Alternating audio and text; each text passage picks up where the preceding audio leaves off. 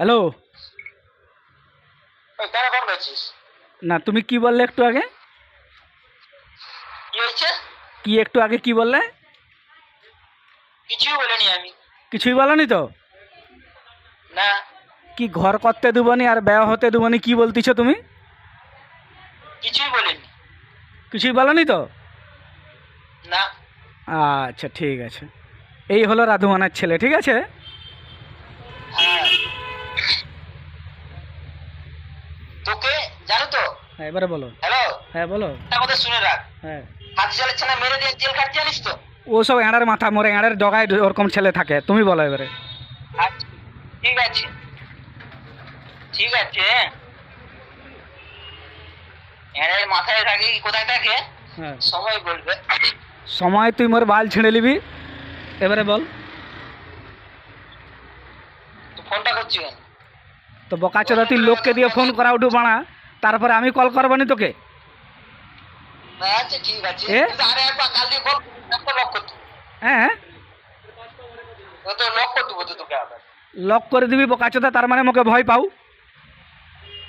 তোর মতো ছেলেকে কুত্তার বাচ্চাকে এরকম ভয় করা আমার দরকারই নেই। তার মানে কি আবে বকাচোদার ভাড়া ব্লক কাকে করে জানো?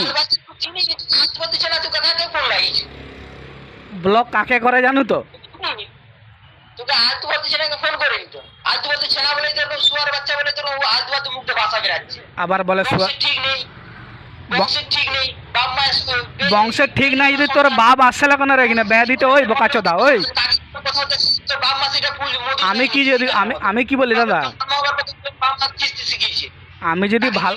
আমি যদি খারাপ বংশের ছেলে হই, তুমি যেই বংশে বিয়ে করছো তার মেজ বোনকে, তুমি তোমার স্ত্রীর মেজ বোনকে আমার সঙ্গে বিয়ে দিলে কেন? তোমার বাবাও দেখতে আসছিল। তুই বলবিছ। আমি বল আবার সেই কথা বলতে। দাদা কথাবার্তা লাইনে বলো। আমি লাইনে বলতেছি, তুই বে লাইনে বল। হ্যাঁ, আমার মনে হয় তুমি বেজম্মার মতো কথা বলতিছো। আচ্ছা ঠিক আছে, কে বেজন্মা কে কন্ডম ফাটা এগুলো তো সব রেকর্ডিং এ আছে। হ্যাঁ, তোমার বাবাকে শোনাবো? ওই তোমার বাবাকে শোনাবো না কাকে শোনাবো? আমি কাকেও শোনাবো নি। আমি ওরকম কাকে শোনানোর মতো রাখিনি কি, লাশ আর ফাঁস করে দিই। তুমি এড়ার মাথা করবো বোকাচোদার মারা শালা শুয়ার কথাকার। আচ্ছা ঠিক আছে, শালা মাগের ভেড়া, আচ্ছা ঠিক আছে, শালা সাউড়ের ভেড়া। আচ্ছা ঠিক আছে, তুই কত গালি আর দিয়ে না। চলো দাদা রেখে কত দিচ্ছি। গালি দিতে পারবি? আমি যা দিবার দিয়ে দিছি, তুমি যা দেবার দিছ। তো আমি এবারে কথা বলতে চাই, ফোনটা রাখতেছি। ভালো থেকো, ব্যাস এতটুকুই চাই, ঠিক আছে? বালে আমার বালের মধ্যে সান্ত্বনা দিয়ে কিচ্ছু হবে না। মারা তুমি তো দাদা ভাই তুমি বড়া সান্ত্বনাকে নিয়ে শুইব। তুমি বড়া সান্ত্বনাকে নিয়ে শুইব, তখন ঠিক আছে। আর আমি সান্ত্বনা দিলে তুমি তখন রেগে যাবো নাকি? হবে না, আমার রাগও হবে না। মোরও রাগ হয়নি দাদা, একটা কথা বলি শুনো।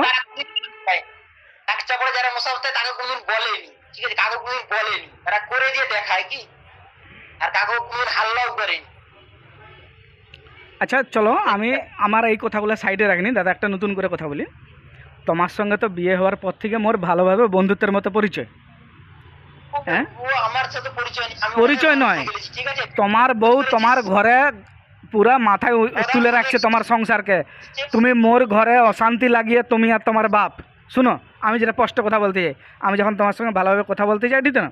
শুনোনি যখন আমি এবারে স্পষ্ট কথা বলিনি, তুমি আর তোমার বাপ দুজনে মিলে মোর ঘর ভেঙে তোমার ঘরে তোমার বউ তোমার সংসার মাথায় তুলে রাখছে, ঘর করবেনি বলে মোর ঘরে অশান্তি লাগিয়ে তোমার সব সুখী, তোমার সংসার সুখী করতে চাচ্ছে। তো করো, ভগবান আছে, বুঝতে পারছো তো? এটা বলে দিনি, ভগবান আছে, সে দেখতিছে, ন্যায্য বিচার সেই করবে, বুঝতে পারছো তো? কিচ্ছু হবে, কিচ্ছু হবে, কিচ্ছু হবে। হ্যাঁ, সে আমি জানি কিছু। আমি বলছি তুই বরবাদ হয়েছে। আমি বরবাদ হবো তাহলে আচ্ছা মোর স্ত্রী কার কাছে শুইবে দাদা?